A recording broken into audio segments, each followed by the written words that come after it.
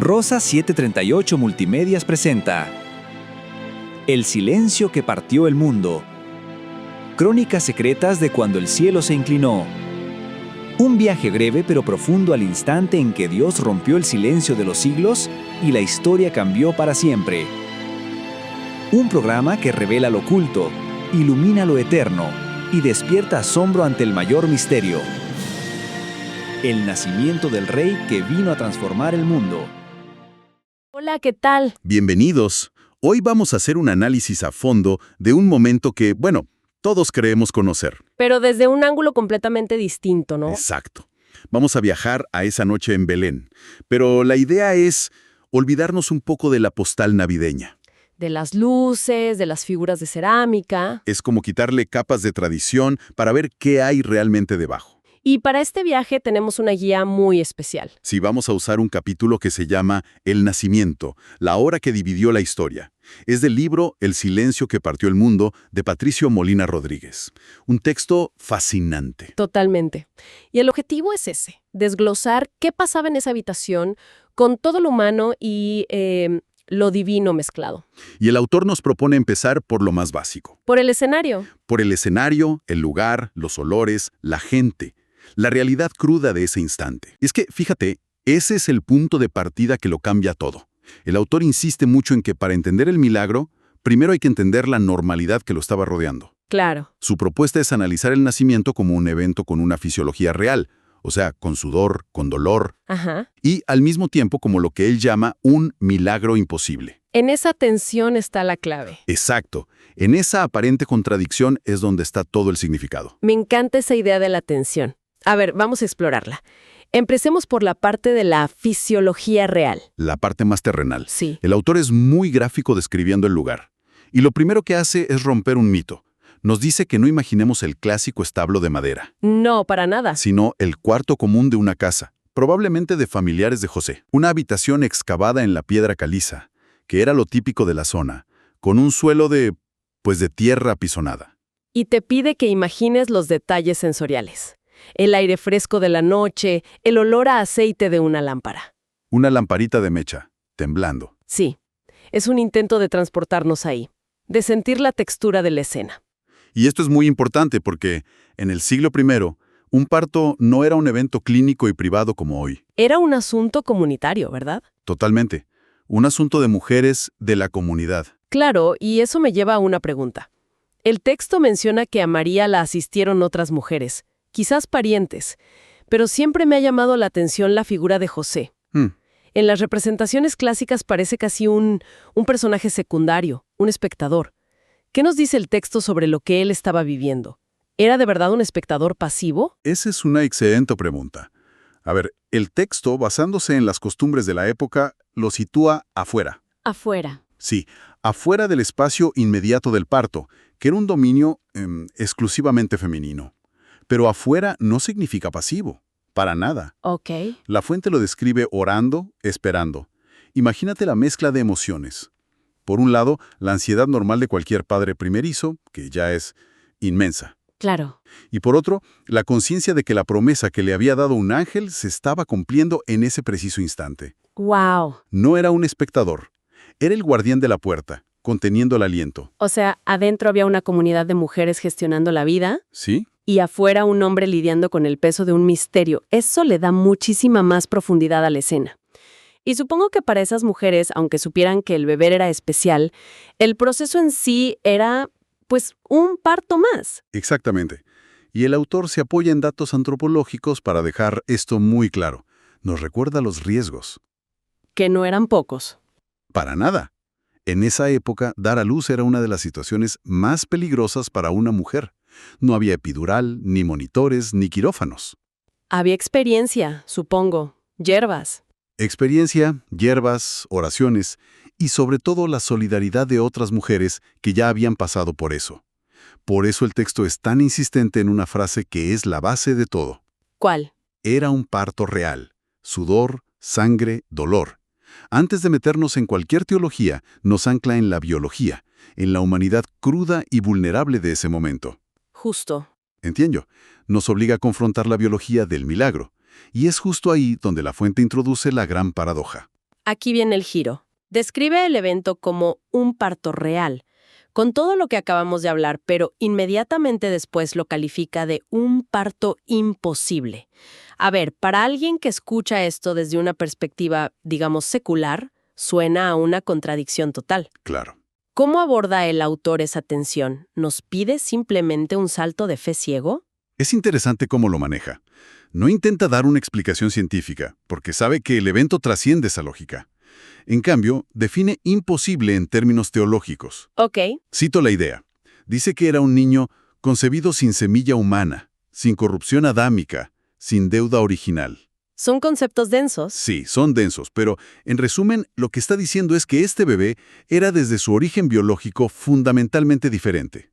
No tenía esa fractura espiritual que, según esta teología, todos los demás heredamos. Está en el primer sonido que emite el bebé. El llanto. El llanto. El autor se detiene muchísimo en ese momento. Sí, y aquí es donde la cosa se pone realmente interesante, porque le da una interpretación doble que me pareció fascinante. Es potentísima. Por un lado, es el llanto que todos conocemos, el de un recién nacido vulnerable que necesita calor, alimento, un sonido universal. La fragilidad absoluta. Pero por otro, el autor lo describe como el rugido silencioso del león de Judá entrando en el escenario del tiempo. La imagen de un rugido silencioso es ¡wow! Es que si conectamos esto con todo lo demás, la metáfora lo explica todo.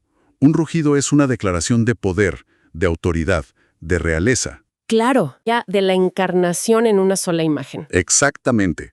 El creador del universo haciéndose completamente dependiente de su criatura, el poder manifestado como necesidad.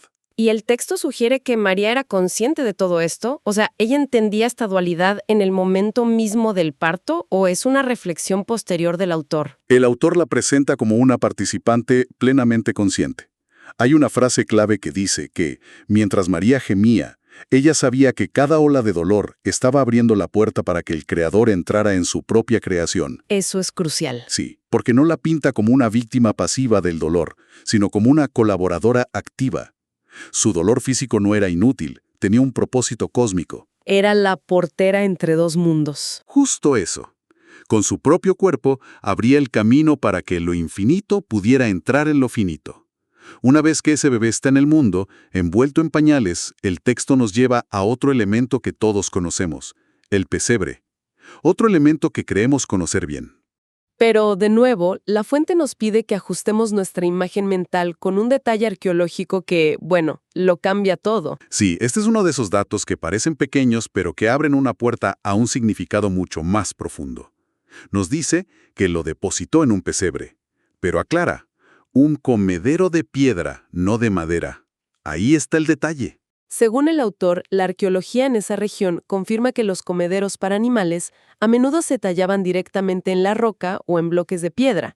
Eran sólidos, fríos, permanentes. Lo cual tiene toda la lógica en un entorno donde la buena madera era un recurso, digamos, valioso, y la piedra era abundante. Claro. Pero el autor no se queda en el dato histórico. Lo usa como un trampolín para el simbolismo. Y el contraste que pinta es brutal, porque una cosa es la humildad, la pobreza, pero un comedero de piedra para animales se siente como un nivel de despojo casi calculado. ¿Es esa la intención que le da el autor? Totalmente. La intención es mostrar una elección deliberada. El texto enfatiza esa austeridad. No había oro, no había cuna tallada, no había catedral, solo piedra. Es una imagen de una humildad que casi nos violenta. Choca con nuestra idea de cómo debería ser recibido un rey. Y es aquí donde el autor hace la conexión más brillante de todo el capítulo, en mi opinión. La conexión con la otra piedra, ¿verdad? Exactamente. Nos dice, y cito la idea, la misma piedra donde reposaban los animales. La misma piedra que, años después, sería removida de otro lugar. Su tumba vacía. Espera un momento. Si uno se detiene a pensar en eso, es que la idea de que tu primera cuna ya es una profecía de tu tumba es abrumador. Cuesta un poco procesarlo. Y es que es abrumador, pero por eso es tan poderoso. El autor argumenta que no es una coincidencia poética, es un presagio perfecto. ¡Increíble! Une el principio y el aparente final de la historia terrenal de Jesús a través del mismo elemento, la roca. La roca que lo acoge en su nacimiento es una prefiguración de la roca que sellará su tumba y que finalmente será removida. Para anunciar su resurrección. El pesebre de piedra no es solo su primera cuna. Según esta interpretación, es también la primera profecía tangible de la tumba vacía. Historia completa contada en un solo objeto. Y me imagino que esa es la idea que el autor quiere dejar al final, ¿no? Esa conclusión desafiante de la que habla el texto. Sí, aquí es donde todo el análisis anterior se convierte en una interpelación directa, en una pregunta para quien lee. El autor plantea que este nacimiento no fue un accidente. No fue que no encontraron un lugar mejor. No, fue una elección. Fue una elección deliberada. La decisión de entrar al mundo sin ningún tipo de privilegio, comodidad u honor humano. Y a partir de ahí extrae una reflexión que redefine por completo la idea de grandeza. Sí. La grandeza no se mide por el lugar donde nacemos, sino por el propósito para el cual vivimos. Y eso es dinamita para nuestra cultura. El mundo mide la grandeza por el punto de partida, la cuna de oro, el apellido, las oportunidades, los seguidores en redes. El estatus. El estatus. El texto propone que la verdadera grandeza se mide por el punto de llegada, por cumplir un propósito, sin importar cuán humilde o invisible sea el inicio. Es un espejo frente a nuestra cultura del éxito. Totalmente. Entonces la pregunta que nos deja el autor es casi una daga. Dice algo como, si el rey eligió la humillación para salvarnos, ¿cómo podríamos nosotros elegir la soberbia para seguirle?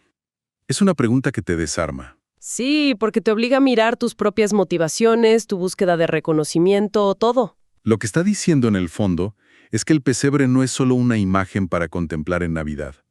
Es un manifiesto, es un modelo de liderazgo y de vida que es la antítesis de lo que el mundo celebra. No se trata de buscar la pobreza porque sí. No, claro que no. Sino de entender que el verdadero poder, según esta visión, no reside en el dominio o el estatus. Reside en el servicio y la autohumillación. Y la frase final del texto es la culminación. Es corta pero demoledora. El que nació entre animales exige corazones totalmente rendidos. La palabra exige es fuerte. Es muy fuerte. No sugiere, no invita, exige. Sí, y esa palabra es clave. Después de todo este recorrido, la exigencia tiene todo el sentido. La humildad radical de su nacimiento no fue un acto aislado. Estableció el estándar. Exacto, estableció el ADN de todo su mensaje. Por lo tanto, seguir ese camino no es una opción más entre muchas. Es una condición fundamental. Y rendirse aquí no significa debilidad. No, no es pasividad. En este contexto, significa dejar de luchar por construir nuestro propio pedestal y, en cambio, alinearse con esa nueva definición de poder que se inauguró en ese comedero de piedra. Entonces, para recapitular, hemos hecho un recorrido increíble con esta fuente. Empezamos con la realidad cruda de un parto en el siglo I. Pasamos a la paradoja de un nacimiento que era, a la vez, humano e imposible. Y llegamos al simbolismo profundo de un pesebre de piedra que apunta directamente a la tumba vacía. Y todo culmina en una idea central. Este evento no solo divide la historia, como dice el título, sino que también pretende redefinir por completo lo que significa la grandeza y el poder. Así es. Un poder que no se impone desde arriba, sino que emerge desde la vulnerabilidad más absoluta. Una lección que empieza en un comedero para animales, lo que nos deja con un pensamiento final para la reflexión. El texto concluye, como decíamos, que este nacimiento exige corazones totalmente rendidos. Tras explorar un evento donde el poder máximo se manifestó en la máxima vulnerabilidad, queda flotando una pregunta. En un mundo que constantemente nos empuja a construirnos, a enaltecernos y a buscar el reconocimiento, ¿qué forma tomaría hoy un corazón que elige, en cambio, rendirse por completo?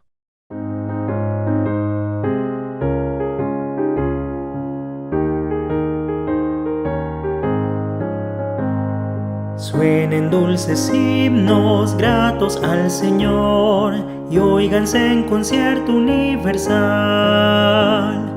Desde el alto cielo baja el Salvador para beneficio del mortal. Gloria, gloria sea nuestro Dios, gloria si cantemos a una voz. Y el cantar de gloria que se oyó en Belén, sea nuestro cántico también. Montes y collados fluyan leche y miel, y abundancia esparzan y son las. Gócense los pueblos, gócese Israel, que a la tierra viene ya la paz. Gloria, gloria sea nuestro Dios, gloria si cantemos a una voz. Y el cantar de gloria que se oyó en Belén, sea nuestro cántico también.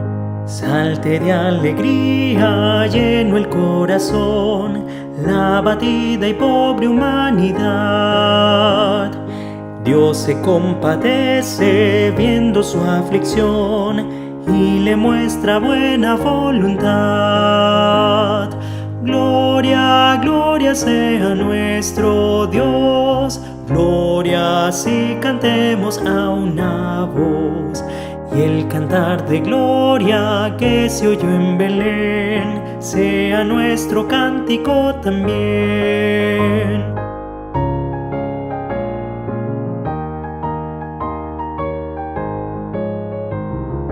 Lata en nuestros pechos noble gratitud hacia el que nos brinda redención. Y a Jesús el Cristo que nos da salud, tributemos nuestra adoración. Gloria, gloria sea nuestro Dios, gloria si cantemos a una voz. Y el cantar de gloria que se oyó en Belén, sea nuestro cántico también.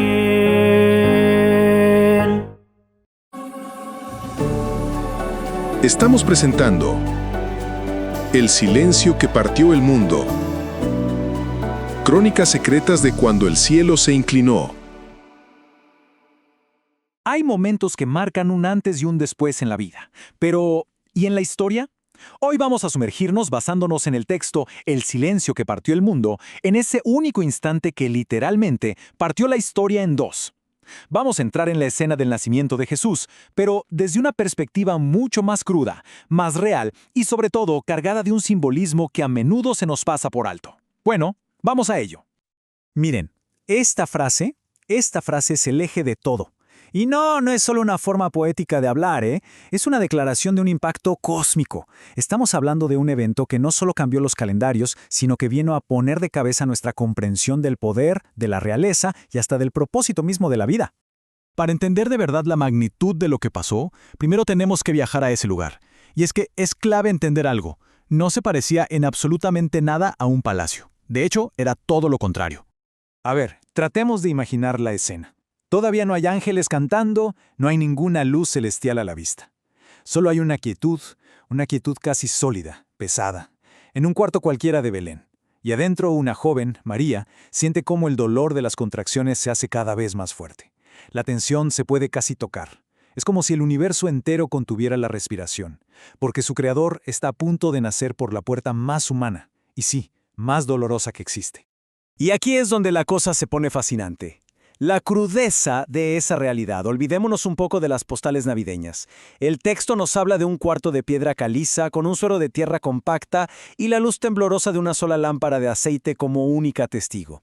Es en este entorno tan austero, tan anónimo, donde lo eterno se estaba preparando para irrumpir en el tiempo. Y con esto llegamos al núcleo de este análisis, al punto que lo define todo, la increíble paradoja que se esconde en el corazón mismo de este nacimiento. Echemos un vistazo a esta comparación. Por un lado, tenemos la biología pura y dura, un parto real, con sudor, con sangre, con dolor, un evento visceral 100% humano. Pero del otro lado, tenemos lo que es teológicamente imposible, un niño concebido sin intervención humana, que nace sin la llamada corrupción adámica o la deuda original. Es literalmente el choque de lo natural y lo sobrenatural en un solo cuerpo. Y esta cita lo ilustra de una forma brillante, desde la perspectiva de María. Para ella, el dolor no era un castigo, era un propósito. Cada contracción era un acto sagrado, el mecanismo físico que estaba abriendo un portal entre dos mundos, permitiendo que Dios mismo entrara en su propia creación. Una idea de una profundidad de verdad abrumadora. Y con esa puerta ya abierta, llegamos al clímax. A ese sonido que, según el autor, partió el silencio para siempre y redefinió la historia. En ese preciso instante, la eternidad tomó su primera bocanada de aire palestino. El silencio expectante de la noche se rompió en 1000 pedazos, pero no por un trueno, sino por algo mucho, mucho más revolucionario. Pensemos un segundo en la magnitud de esta afirmación. De todos los discursos de reyes, de todas las sinfonías, de todas las declaraciones que han cambiado el rumbo del mundo, el texto propone que el sonido más trascendental de todos fue el primer llanto de un bebé en un rincón olvidado de Belén. Y es que ese llanto tenía una dualidad asombrosa. Por un lado, era el sonido de la vulnerabilidad absoluta, un recién nacido, frágil, dependiente. Pero simbólicamente era también el rugido del poder supremo, el Herón de Judá, anunciando su llegada al gran escenario de la historia. La máxima debilidad y la máxima fortaleza, todo contenido en un solo sonido. Pero la historia no termina con el nacimiento, no. El lugar donde acostaron a ese bebé revela otra capa de simbolismo igual de profunda. Después de nacer, lo envolvieron en simples tiras de lino y lo pusieron en un pesebre. Y fíjense, es tan importante lo que había como lo que no había. No había oro, no había una cuna tallada con esmero, no había la grandeza de una catedral. La humildad era el mensaje, desde el primer segundo. Y aquí viene un detalle clave, uno que la arqueología confirma y que la verdad lo cambia todo. Los pesebres de esa región y de esa época no eran esas camitas de madera que solemos imaginar. Eran comederos para animales, tallados directamente en la roca o en el suelo de piedra. Tratemos de sentirlo por un momento. La dureza, el frío de la roca. El rey del universo no fue puesto sobre seda, sino sobre la misma piedra fría y funcional que usaban los animales. Es una imagen de humildad tan radical que casi resulta incómoda. Y es aquí donde la conexión se vuelve asombrosa. El autor nos traza una línea simbólica perfecta. La vida terrenal de Jesús empieza sobre una piedra, la del pesebre, y culmina con otra piedra, la que fue removida de su tumba para revelar su victoria sobre la muerte. La piedra se convierte en el símbolo que enmarca su principio y su fin. Entonces, ¿cuál es el eco de todo esto hoy en día? Porque esta historia no es solo un relato antiguo, no, nos lanza un desafío directo a lo que nosotros pensamos que es la grandeza. La natividad, vista así, no es solo un nacimiento, es una elección deliberada. Es la decisión de Dios de entrar en la historia por la puerta de atrás, sin privilegios, sin comodidades, sin ningún tipo de reconocimiento humano.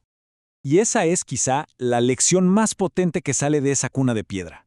Nos dice que el valor de una vida no se define por las circunstancias de su inicio, sino por la misión que la impulsa. La verdadera grandeza está en el propósito.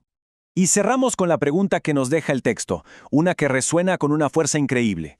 Si el modelo de liderazgo y poder que se nos presenta en este nacimiento se basa en el servicio y la humildad radical, nos obliga a cuestionar cualquier camino que elijamos basado en el orgullo. Una idea sin duda muy poderosa para reflexionar más allá de cualquier creencia. Gracias por acompañarnos en este viaje a través de El silencio que partió el mundo.